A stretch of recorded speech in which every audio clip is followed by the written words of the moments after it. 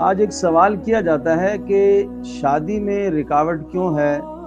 اور شادی میں تاخیر کیوں ہے۔ اسلام وہ پیارا مذہب ہے، وہ دین فطرت ہے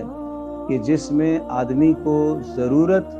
پوری کرنے کی اجازت دی گئی ہے کہ انسان اپنی ضرورت کو پورا کر لے، مگر خواہشات سے روکا گیا ہے۔ آج شادی مشکل اس لیے ہے کہ آج یہاں خواہشات آ گئی ہیں۔ آج شادی مشکل اس لیے ہے کہ شادی نکاح تو ایک عبادت تھی، مگر اس کو عبادت سے نکال کر خواہشات میں ہم نے ڈال دیا اور رسم و رواج میں ہم نے ڈال دیا۔ ورنہ اسلام اس موقع میں ہمیں یہ تعلیم دیتا ہے کہ ایک مرد کے پاس جب وہ بلوغ کو پہنچتا ہے اور اس کو مہر دینے کا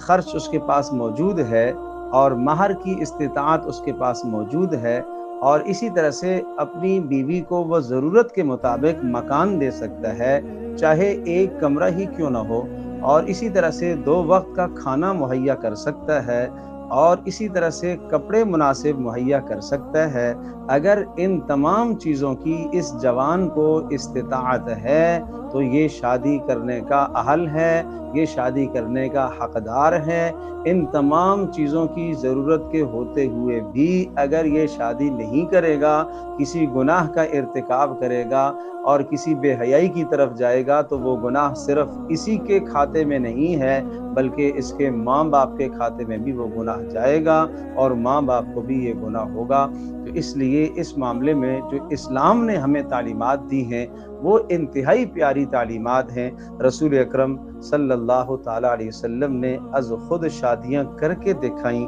آپ نے اپنی بیٹیوں کی شادیاں کروائی ہیں، آپ نے از خود نکاح کیے ہیں، آپ نے صحابہ کرام کے نکاح کروائے ہیں، اور بہت سہل اور آسان انداز سے نکاح کر کے امت کو یہ سبق دیا کہ نکاح کے معاملات میں رسم و رواج کی چھاپ نہ لگائی جائے، اس کو عبادت سمجھا جائے اور اس کو ایک ضرورت سمجھا جائے، اور ضرورت کو ضرورت کے مطابق پورا کیا جائے اور رسم و رواج کو چھوڑ دیا جائے، تو نکاح کے معاملات آسان سے آسان ہو جائیں گے۔ اللہ تبارک و تعالیٰ اس سلسلے میں ہمیں اپنے معاشرے میں شریعت کو مقدم رکھنے کی توفیق عطا فرمائے۔